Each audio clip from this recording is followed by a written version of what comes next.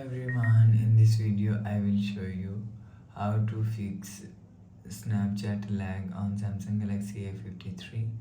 Let's start the video. First of all, restart device. Just click and hold side power button and click on this restart icon.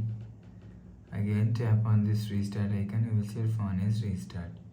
After restarting, enter phone pin. You will see your problem is solved. But if it not solved, if you want to fix this problem, go to app library, scroll down and click on settings app. Now in setting, scroll down and click on apps. After click on apps, scroll down,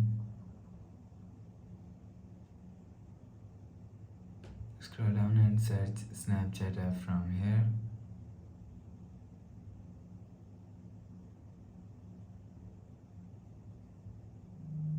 Click on Snapchat, click on storage and click on clear cache. After click on clear cache, go back to home screen. You will see your problem is solved. But if it's still not solved, click on settings app, click on software update, download and install. You will check your software update is latest. If it not latest, update your software latest. After update software latest, go back to home screen. You will see your problem is solved. But if it doesn't fix this problem, so just click and hold on Snapchat app and click on uninstall.